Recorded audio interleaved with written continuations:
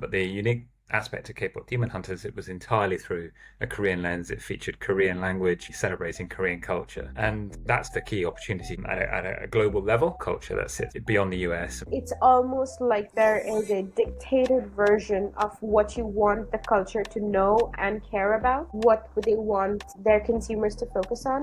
Unless you're able to see that matrix, you're kind of stuck in, and so they buy into that culture. There's inherent opportunities within the brand beyond the content and merchandise, maybe even parks and experiences. But physical experiences now are extremely commercially viable, and that's actually where Disney makes their money. TBC Gem has all of these different, very diverse shows that isn't typically mainstream. Very broadly representative programming, which is refreshing. Things that tend to be so cheesy and so naff, kind of cliched around everything British. What I love about Slow Horses, it feels much more real. It literally shows you a side of London and the UK that just is different. Warm and charming display of British humour and Britishness, kind of hapless, very smart, but also very clueless aspects of the British institutions. It's the part of the weather change package. Yeah, and I think, well, I woke up late as well, and I just feel a bit like, but I'm okay. Listen, Matt. Okay, see, these are. I feel like these are synchronicities that we need to express and give thanks to the universe, because I did the same thing, which I know is a huge thing for you, because you're like you've got a routine before that. But I think we had that change because winter is finally here. Yeah, it's so nice. Maybe I could do it now. Like, got the door open here. It might be nice. But yeah, like I woke up this morning, I was like, oh, I think I could open the doors and literally sit with air coming in, which is exciting. Although I think the AC is still It was nice. I tried to do that as well, but it didn't last very long. too. So Yeah, it's yeah, here. too hot. The hints and essence of winter is here. You can do that in the evenings and the afternoons. So like just after the sun kind of goes away on the other side, which is nice. Yeah, so I think it's our body shifting. I don't know. Does the UK do daylight savings? Yeah, they just went back an hour How do you last feel about weekend, I it? think. Yeah, well, it just confuses me, but and everyone here, because I mean we're used to it, but like it it is confusing because it goes from 3 hours back to 4 hours back, and it's everything suddenly becomes more just a little bit more complicated. And I have agencies in UK and obviously family in UK, so work-wise, family-wise, it's a bit trickier. Yeah, I don't think it But serves the yeah, purpose that it was meant for initially, like to get us more light, to give us more energy. I think we're all just drained, irrespective of how long we leave the lights on. Maybe if we abandoned and just kind of gave in to like, yeah, this is like, especially from our last episode. If you guys haven't heard our last episode, it's all about going back to nature, and nature doesn't do daylight savings. So we should like embrace nature and kind of go like, yeah, okay, it's winter now, so maybe we wrap things up quick. yeah, and just be led by nature, led by our natural biorhythms, and yeah, just when the sun sets, head to bed. I'm up for that. I'm an older guy. I'm up for bed. I could do bed at That's a 6:30. little that might be just a tad too extreme. I mean, dinner, I guess, but like you have to. Okay, see, now that it's November. Happy November, by the way. Wait, Is that a welcome to thing? our Happy pod. November. Yes, Yeah, well, I welcome to mean, October. this is cute. Yeah. Okay, okay, no, you do your welcome thing. Yeah, welcome to Chronicles of the Galaxy. I'm Matt. This Welcome, is Olympia. Lovely to welcome, have you with welcome, us. welcome. And as you Yes, say, Happy November. yes, I think it's a good thing that we celebrate the months as they go by. One, because it's a passage and a marker of time that we've made it this far. It's a dangerous and treacherous world out there, and if we don't celebrate the everyday of like moving into a new month whole, and I think we could just give thanks. Part of my gratefulness journey. Um, Agreed. Agreed. Absolutely. but I'm also like super excited about November because this is the month, it's the start of the month that I do not have to explain myself why I want a hot chocolate in the evening. It's acceptable to be craving a little bit more comfort food, some more of the sugar, and I mean, it's I almost feel like Mariah Carey is here. She's just like She's waiting in the any wings, warming any up. I any can imagine Mariah Carey's warm up. That would be elaborate, wouldn't it? Uh, yeah. I was going to mention pumpkin spice, but I won't because I meant it in traditional latte sense. I'm hoping that we reclaim the joy and the positivity that a non-pumpkin spice world has to offer. There is so much going on in the world aside from that one nation that just has all of the digital technology. But other than that, there are so many things happening. I mean, did you see the news about it was cool, the new prime minister or president of the Netherlands? I'm trying to think of the title. I think it's Prime Minister, but I'm not sure. Yes, I did see. Yeah. And it's just good to hear of a political development that isn't extreme. It's moderate, it's progress forwards, not some other random version of apparent progress. And yeah, lovely to see more of that, please. More of that, please, for sure. Yes, yes, exactly. But okay, so in line with that, our kickoff for today's episode is a new kind. We are chroniclers, we're chronicling our time, and we talk about important stuff that often have some weighty implications. So they can be heavy for our listeners, for ourselves as well. And so to make time for something that is light and bright, we're hoping this takes off. It did not. We tried to do a mini version of it, and demons get on the way. But that's what this episode is about. How does that sound?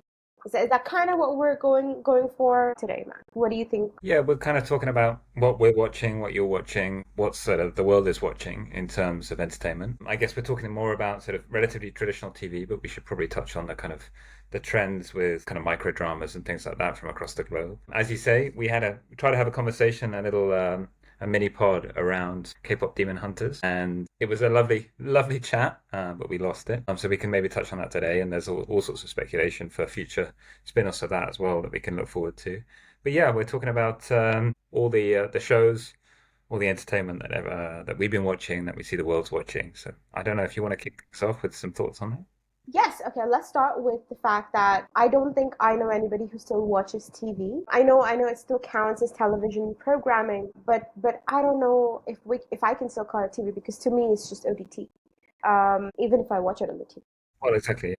And even YouTube. I watch a lot of YouTube on TV, on the TV. But yeah, it's a really interesting shift. Okay, so I actually seriously wonder why YouTube has not been able to produce a lot more original content that is like the OTT. It's mostly still the user generated content that still makes around in like Mr. Beast and I don't know, pick at any other names because I don't. That's why I couldn't come up with another name because I don't watch a lot of YouTube unless it's to follow up on the shows that actually are on TV that I don't have access to. So like some of the late night show hosts, stand up comedy stuff that I don't cannot catch live or in person. Those are things I turn to YouTube for. But other than that, the monopoly of TV series, dramas, novellas, whatever it is, it's all by the three Netflix, Prime, and Disney. But isn't it quite refreshing that YouTube kind of stayed in its corner and kind of recognized its role? I just think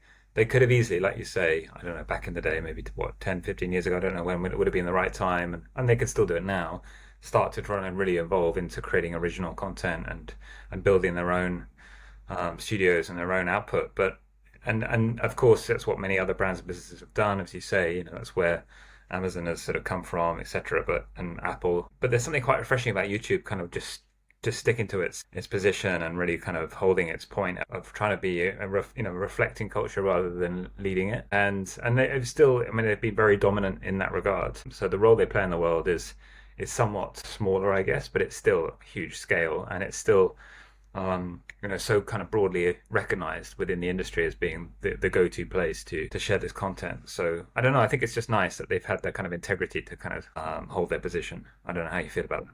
I don't think I considered it from that perspective, but when you put it that way, I actually do agree because what would have happened if they did go down that way? A lot of creators, the smaller ones who have now become big, Mr. Beast had to start somewhere. The breadth and depth of what YouTube has to offer, by regard of this, of continuing to uphold this kind of everyone's welcome attitude and not boxing in. I agree that that is indeed where YouTube sets itself apart. I don't know if they have a mission. I'm sure they do. But if you think about just the name YouTube, I think maybe it is just so vehemently focused on you. It's not about us. We don't create content. You do it. And I think that's important that they've held those values up.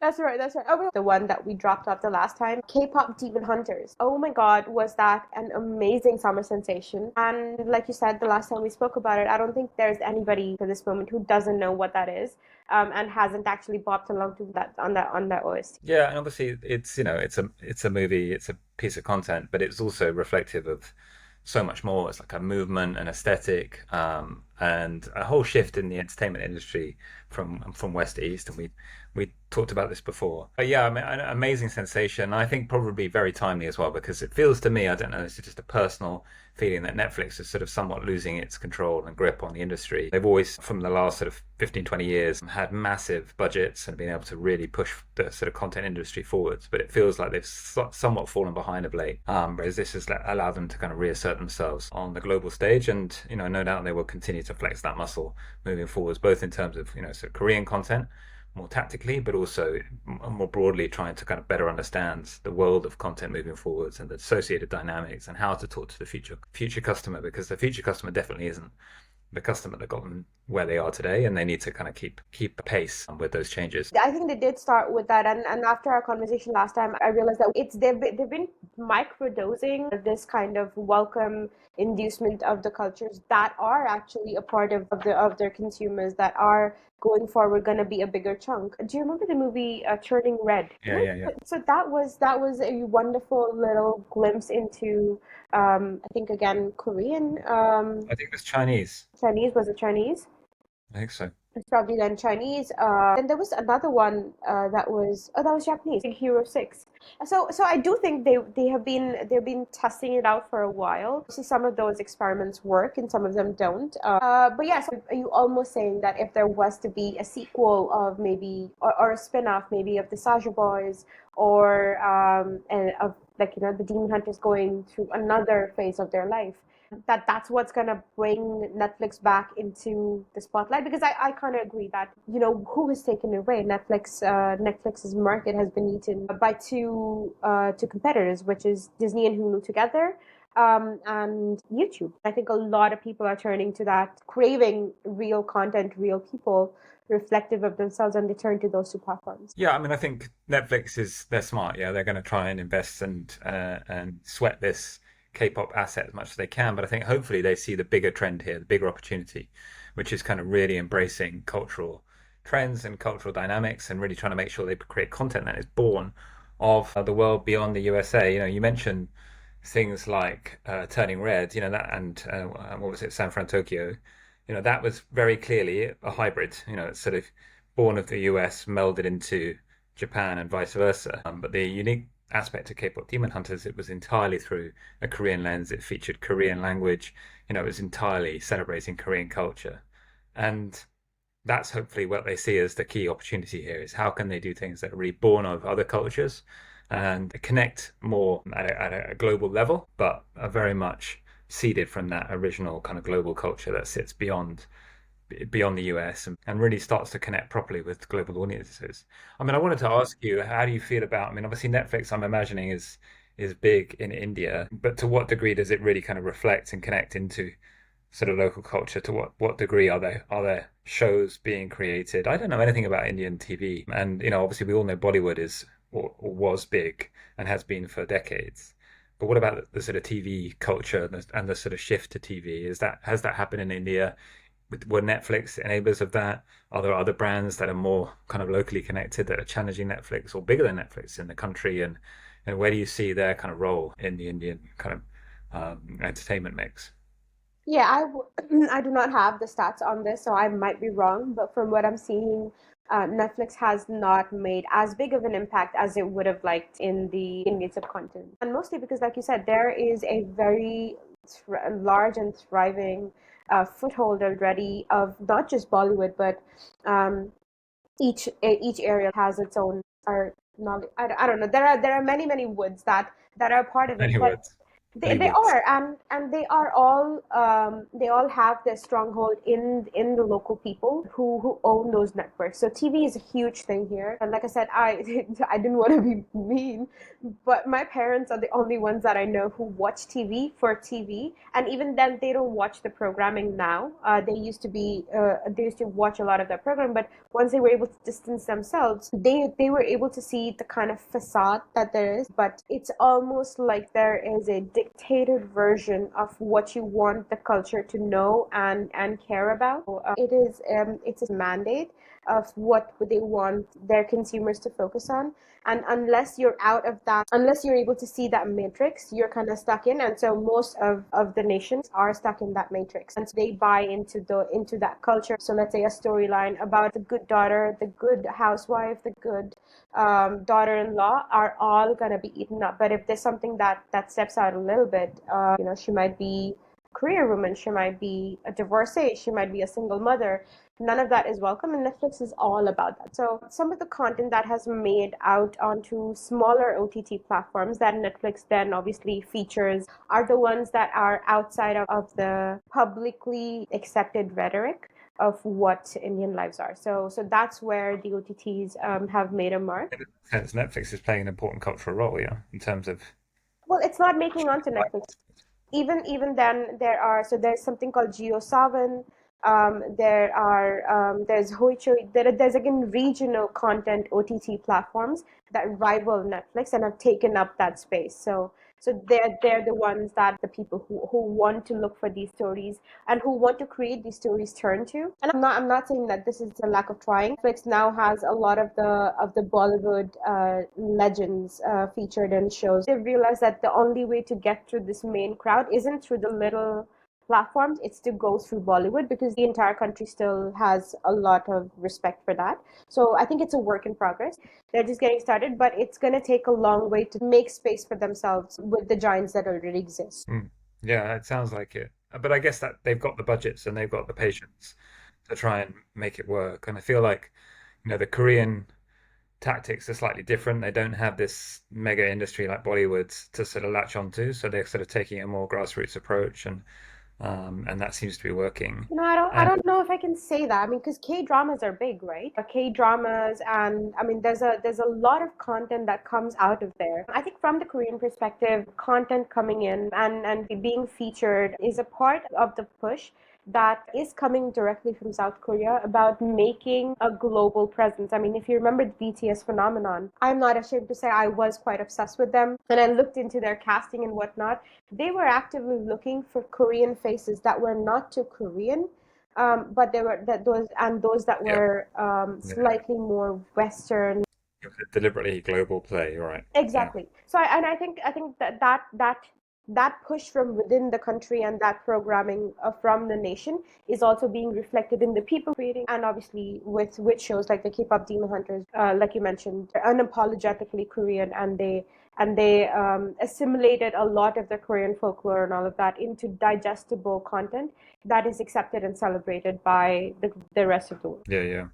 I wonder, should we touch on the fact that Mr. Beast is running a show on Prime, and just the fact that it is interesting that you've got these kind of YouTubers now recognizing there is a role for more traditional OTT in their brand and in their world, and maybe it's just an ego thing, and they just want to be in something that perhaps is perceived as bigger, or demonstrate at least that they can transition across, and their brand is big enough to be in multiple places all at once. I don't know what your thoughts are on that, or whether that's just ego, whether there's a significant commercial deal underpinning it. But I don't know. I just wonder why they see the need to transition from YouTube, where they do pretty well, into more traditional kind of OTT environments. I mean, I'm gonna be honest, I don't watch a lot of Mr. Beast, but it's a merchandising opportunity. You probably cannot share the YouTube name without keeping it separate from Google. And if you wanted to build a brand and build merch and keep the profits to yourself, you'd have to create a platform. To me, that's what I think it is. But I also think it's a, I don't know and I haven't seen any information to it, but there are so many copycats of that format who are doing similar things like that, and I can see there's a market for it, whether it's in Southeast Asia or even in the Middle East or in the general globe. Really, it wouldn't be too far fetched to think that he's just going to franchise the Mr. Beast model, and there might be an Egyptian Mr. Beast doing something in front of of the pyramids. And you can't do that if you're still tied to just a YouTube channel. Yeah, makes sense. Makes sense. And I wonder if there's, I mean, I'm not aware of it. I'm not a big Prime user, but I wonder at what point Amazon's going to start flexing its broader muscle and its broader portfolio through Prime and start connecting the dots of the Amazon universe. I know recently they bought the Bond franchise, didn't they? And that's slightly terrifying as a British person who feels like Bond is inherently part of the fabric of our nation. And, in the good old days, it was always protected by a family, I think, that kind of were just very clear about casting and storylines and how frequently Bond movies were able to be produced. And as such, there's been quite a nice linear kind of arc on the franchise. And it's been relatively rare and always high impact. But now it's in the hands of Bezos. Who knows? Just there's no guardrails around that at all. And who knows how Bond will manifest and what merch will spin off the back of it. So it's going to be interesting to see. But What do you think is Amazon Prime's play here? No, why are they going all out with two different extremes here? One is a legendary character with legacy behind it, and the other is a new. I would call it a fad. Eventually. It just there might be another Mr. Beast or something else out there. What is Amazon Prime's play here? I really don't know. I mean, I think I just in general. I mean, I guess Prime broadly is an interesting proposition to kind of engage more deeply with an audience. Obviously, it's got significant advertising potential, but in terms of a bond investment, I don't know. I really don't know. And I mean, I guess when you've got that much funding, you can test and trial all sorts of activities. It is a powerful franchise. I would have thought in as content on its own. Beyond that, I don't know. I mean, maybe there's inherent opportunities within the brand beyond content and merchandise, and in terms of physical worlds, maybe even parks and experiences. We know that physical experiences now are extremely commercially viable, and that's actually where Disney makes their money. So who knows? I really don't know. But it's whatever. There's going to be commercial aspirations underpinning all of it, and these guys know what they're doing commercially. I've just gotten sad with this part of like the conversation about how there just might be a platform out there, and just because there's commercialization and investors to pay back, that there might be a good story brewing. So how about we talk? Do you feel like you want to talk about some of the things that you are watching? Let's go back to something a little lighter. Yeah, absolutely. Yes, Why not? please, because I want to thank you for introducing me to. Well, you've given me lots of great suggestions. So Shrinking was one of them. I love that.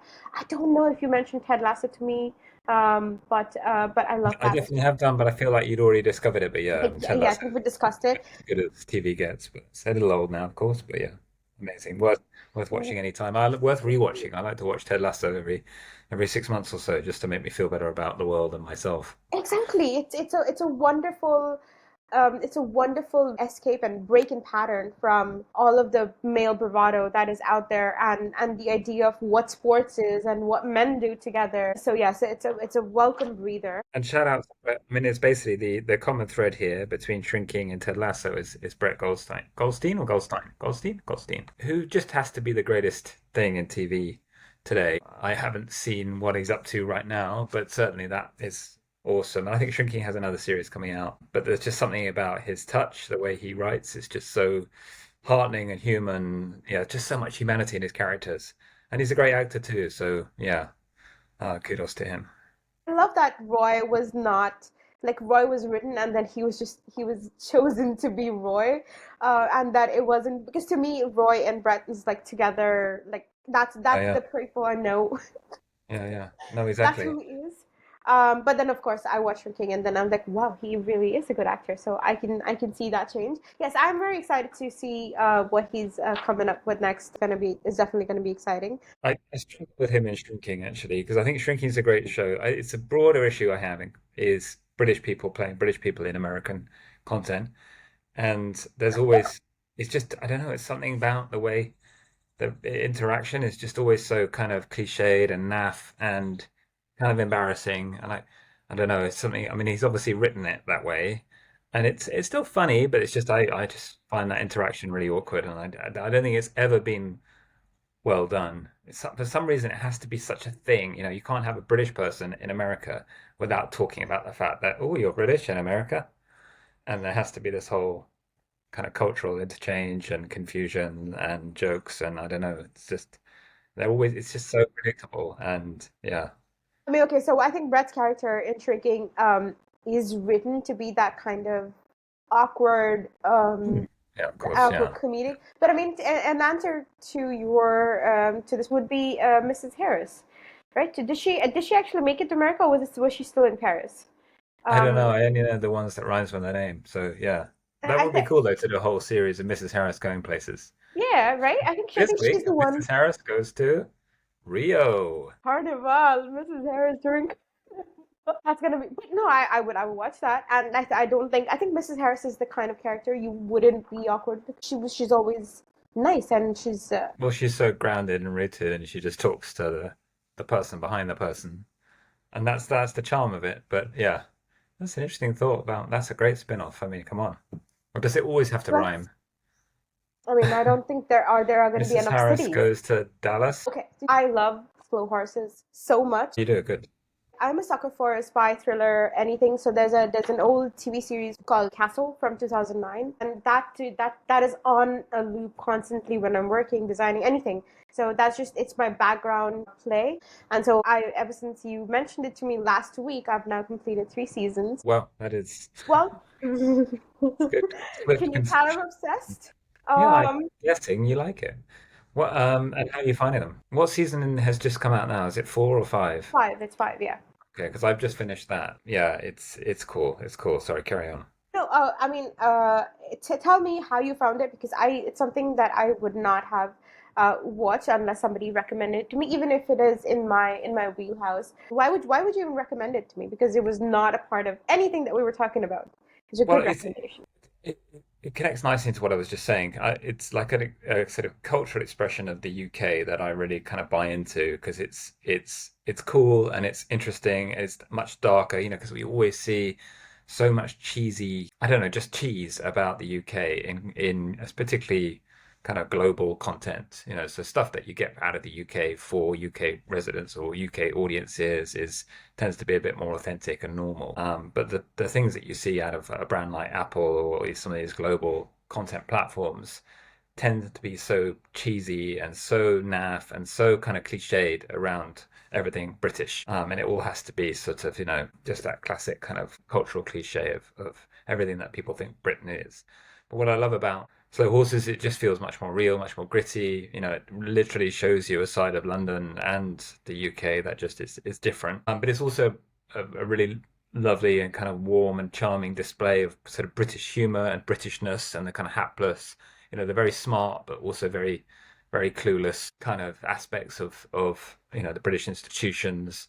And I love the humor of it, and obviously Gary Oldman's an amazing actor. He's like one of the greats, and it's lovely to see him kind of in action and shining in something that you can really be proud of. And the script is awesome, and the scenarios are just chilling and sort of macabre and very kind of noir, but also very light. I was trying to get my wife into it. She doesn't really watch anything, and I thought she might enjoy this, and she sort of somewhat rejected it. Hasn't really given it a go yet, but she was confused because actually when you watch clips of it, it almost feels like a comedy, like a kind of sitcom, shot dark and whatever. But if you catch clips, it can actually feel like, is this actually a comedy? Because Jackson Lamb is actually very funny, Hmm.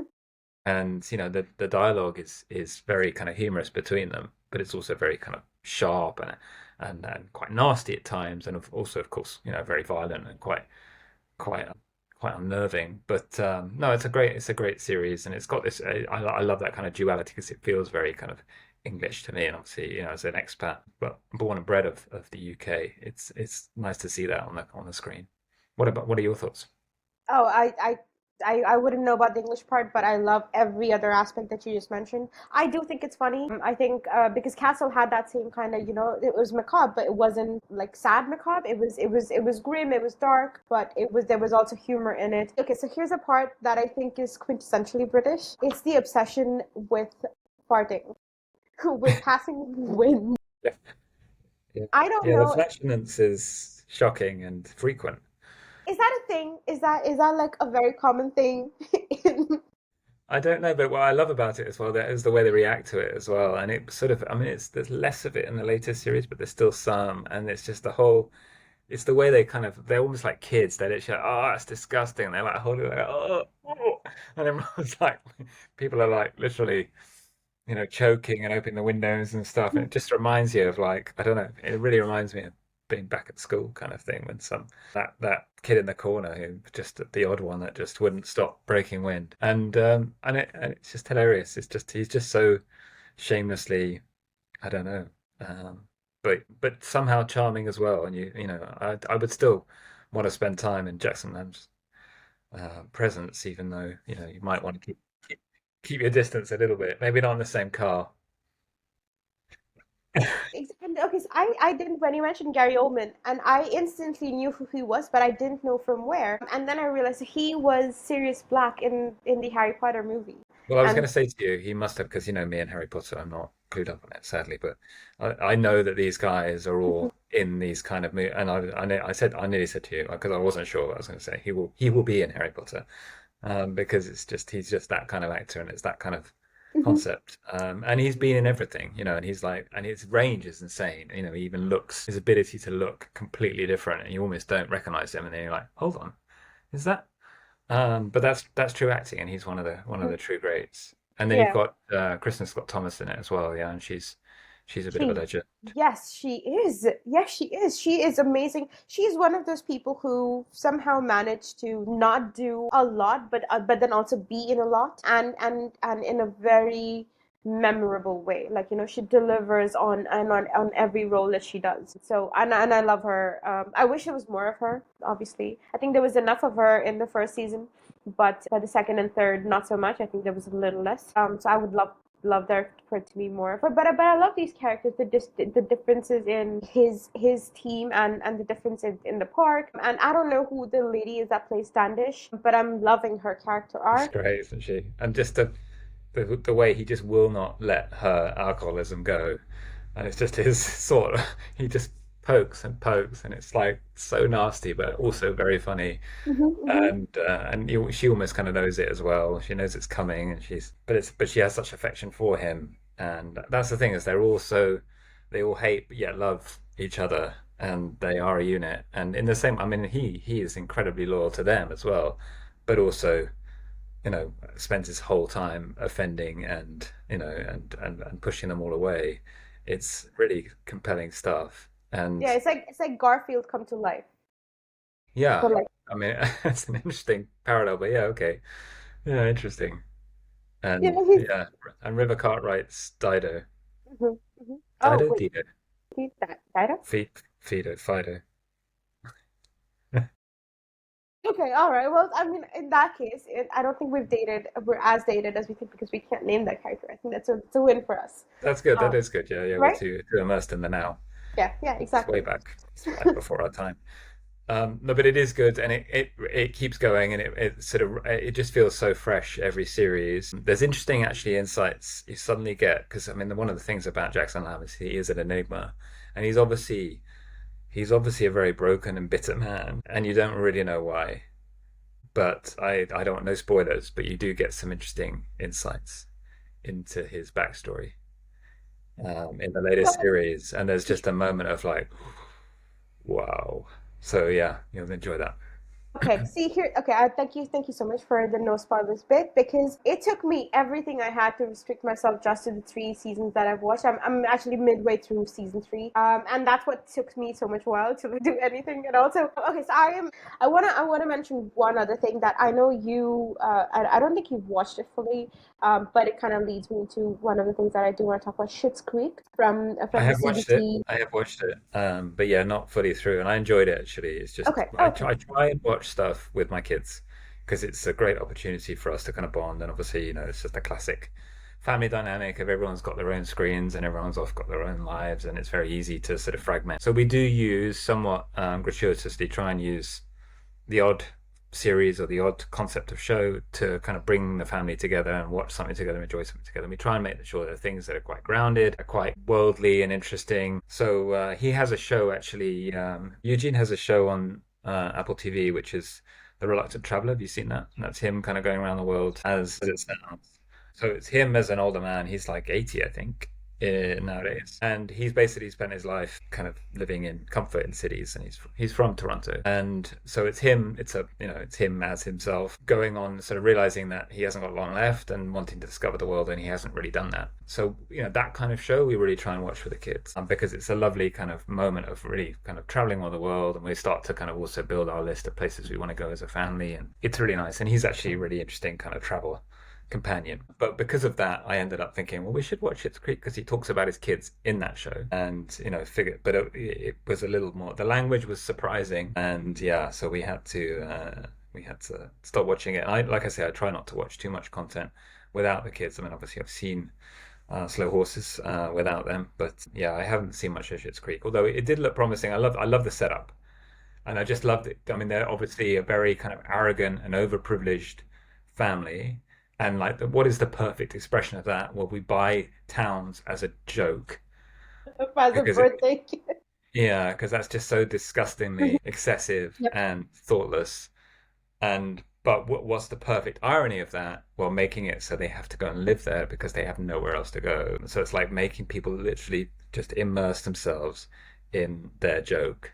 And that becomes like a hilarious kind of shocking reality for them. And so I loved it. I loved that setup, and I've seen the first couple of shows where that kind of really unravels and sort of is showcased in it.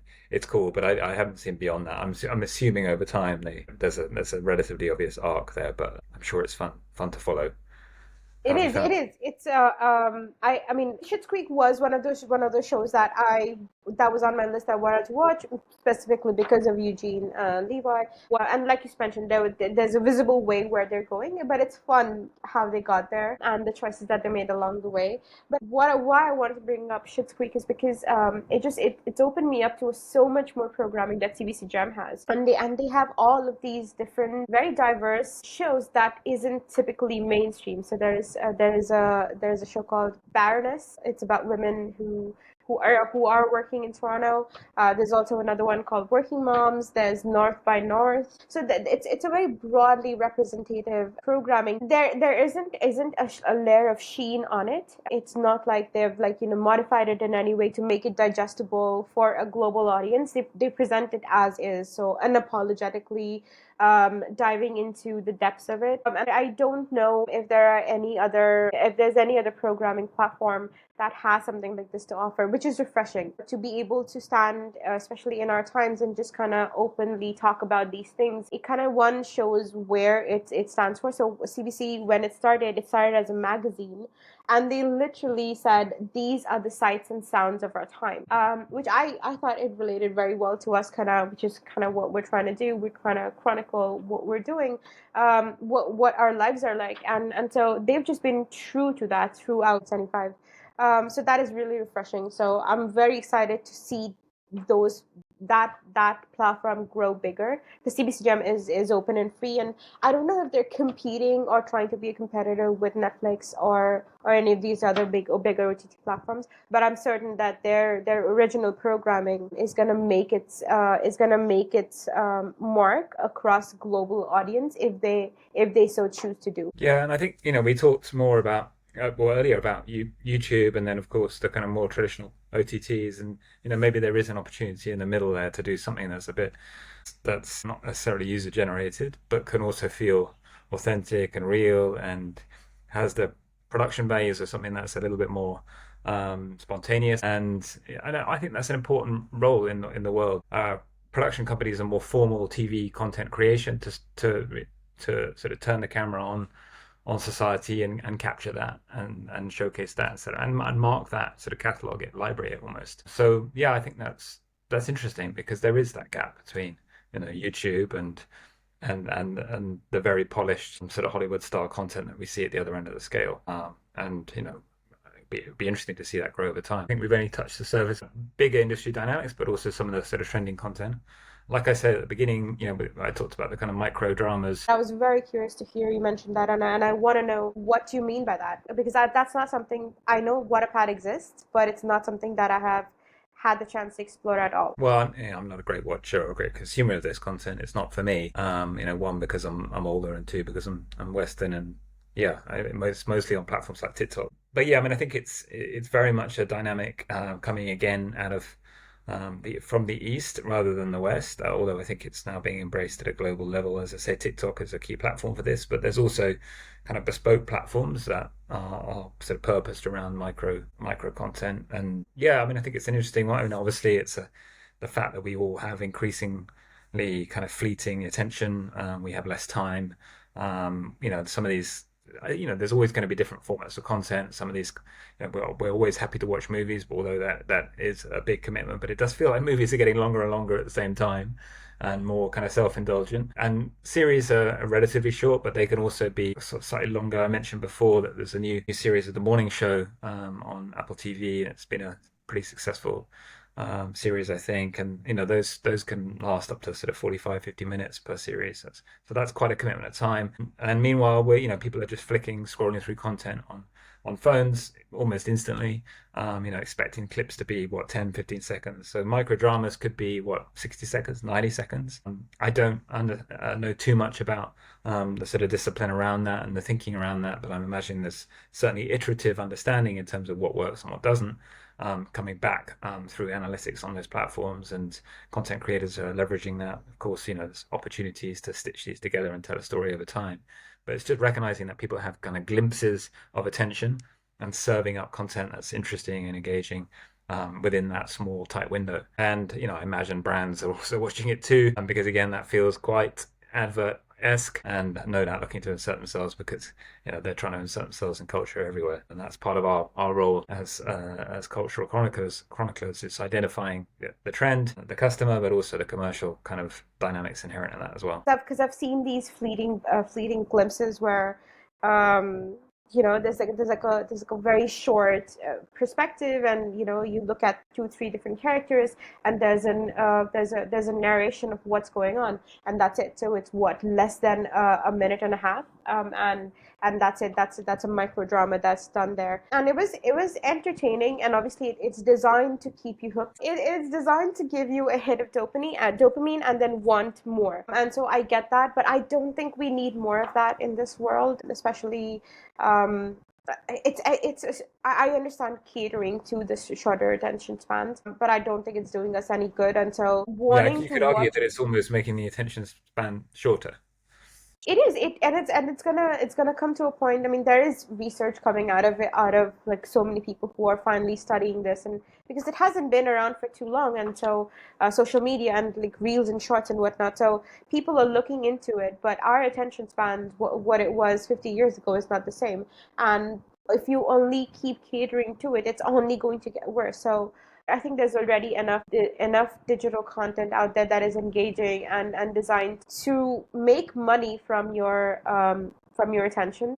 I don't know that entertainment also has to do more than what it's already doing. But the format of it is interesting, and one of the places that I see this maybe having a role to play, and maybe that's where it was born from, or maybe that's where it's going to go, is in video games. When you're on a quest or on a journey, and you're trying to orient the character in what phase of the journey they're in, or what moment they are. A micro drama, I get that makes sense there, because you are in the middle of play and you need to get the character into zone very quickly. I get that.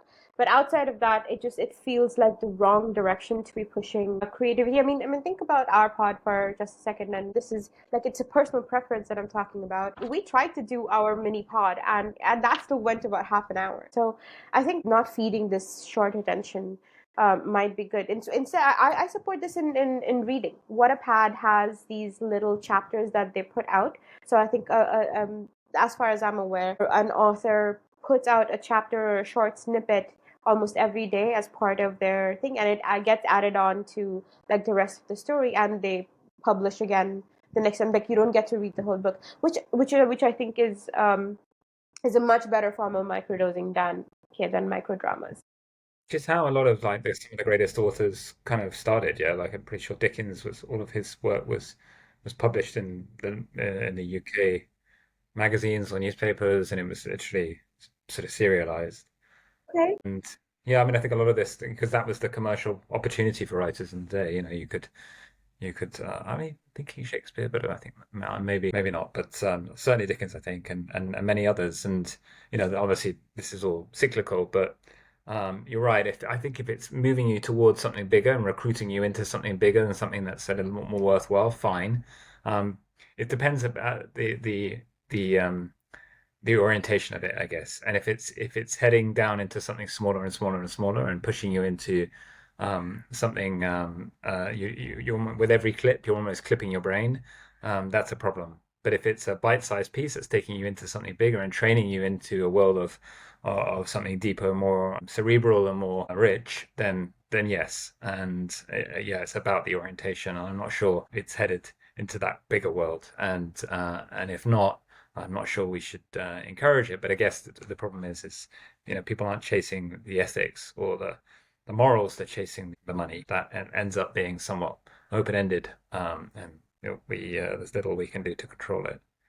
But you're right. I mean, we're in the attention economy, and I guess the most valuable thing in that world is our attention, and we should really prize that and really focus it. And obviously, we said last week about the importance of turning our attention to the natural world. And I'm not saying we shouldn't be watching this content, but we should value how we use our attention, and the content we watch we should make sure it is valuable versus throwaway. Absolutely. It's about just trying to protect ourselves, protect the people that we love, and just laying it out there. Just tells you exactly how much we need to kind of actively focus on the positives, on the natural creativity, on the human creativity that has to offer it, because all of this is so far very 100% human created and not AI created, which I don't think going forward we really know what to say. So maybe every other episode we talk about something like this that's a part of our entertainment and culture. If there's a specific topic, show, book, moment that you would like us to talk to, please let us know in the comments. It's Matt, as usual. It's always fun chatting with you about these things, and obviously now the world gets to see the amazing recommendations that I get from you. You know, I kid. There's a reason why I turn to you for like, hey Matt, what are we talking about next week? Well, thank you, but I mean, it's great to also get your suggestions. I'm excited about the EdTech piece that we're going to follow up with, and that absolutely came from you. And yeah, just really interesting to tackle all these different angles on the world today. So thank you, Olympia. Thank you for listening. Yes, thank you everyone. Thank you for staying with us till the end, and take care of yourself, and we'll see you in the next one. See you on the other side. Bye.